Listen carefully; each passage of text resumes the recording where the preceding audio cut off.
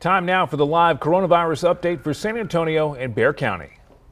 Good evening. I'm Mayor Ron Nirenberg with County Commissioner Justin Rodriguez, and tonight we're joined by Dr. Colleen Bridger, and this is our COVID-19 update for the San Antonio community. Unfortunately, some more troubling numbers tonight. There are 1,829 new COVID-19 cases in our community. That brings our total to 140,614. Our new 7-day rolling average has now increased to 1,782. So we've had a significant number of cases over the last 6 weeks as it relates to the total of the pandemic. Tragically, we also are reporting another 19 people lost to this virus over the last 14 days. Our hearts remain with their friends and families, so please keep their survivors in their prayers. And speaking of that, our hearts are also with Judge Wolf. You may have seen his story of a good friend that passed in Houston, Texas, and the judge is with him and his family this evening. So take good care, Judge. Tonight we also have 1,407 people in our local hospitals. That's down 4, and that makes a couple days in a row now we've seen some flattening on the hospital data. Too early to tell yet if this is a trend, but we certainly are hopeful that that may be the case.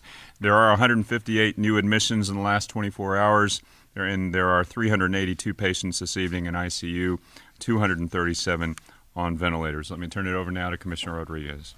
Great. Thank you, Mayor, and good evening, everybody. Of course, want to share, as you mentioned, County Judge Wolf's out this week. His good friend, Glenn Dias, I know he shared the story earlier this week. His friend of 65 years passed away. So Judge, our prayers are with you and your family.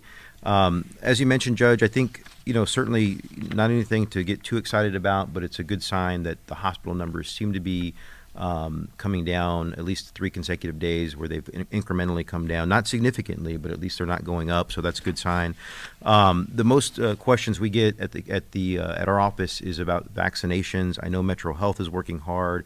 University Health is working hard.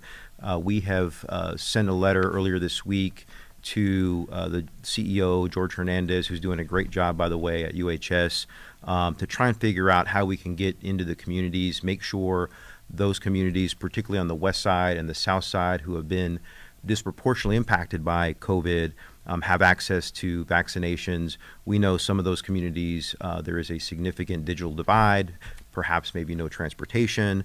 I know Metro Health is doing a great job. I was just visiting with Dr. Bridger on the outreach that the community workers are doing there, and I know UHS is going to be stepping up and stepping in on that as well. So I think the mantra for now is, of course, continue to be safe, but also be patient. We, I think, are continuing to work with the state on trying to get more vaccinations. We know everybody's very anxious. We hope that people are following the guidelines of our public health professionals, and we know that help's on the way. So hang in there. Hopefully we'll have more info on vaccination soon. Thank you, Mayor. Thank you, Commissioner. And also our thanks to you and the court for additional funding for emergency housing relief. So if you are struggling through this pandemic, please know there is assistance for you. If you're having trouble paying the rent or mortgage, the city and the county are working together on an emergency housing assistance program. You can get more information on that program by calling 311 or going to the website covid19.sanantonio.gov. That is relief for mortgage or rent if you are struggling to pay that through this pandemic. Also, if you're out of work and have lost income because of the pandemic, there is assistance available for you as well. Our jobs training program is training people for jobs that are available in our community right now, and you will receive a stipend while you're enrolled in that training program. You can get more information by calling 311 or enroll at 210-224-HELP. And as a reminder, we're also asking you to consider a donation of blood to the to the South Texas Blood and Tissue Center. We are still dangerously low in blood supplies, all supplies, but especially type O. So please consider a donation at southtexasblood.org. and also let your council office know, because they have a friendly competition to see which council district can have the most donations through this period. So again, please continue to do your part to protect yourself, your neighbors, your family and friends from this virus. Continue to mask up, practice social distancing and proper hygiene. Do it for yourself, do it for your family, and do it for San Antonio. Dr. Bridger, myself, and the commissioner are available for questions.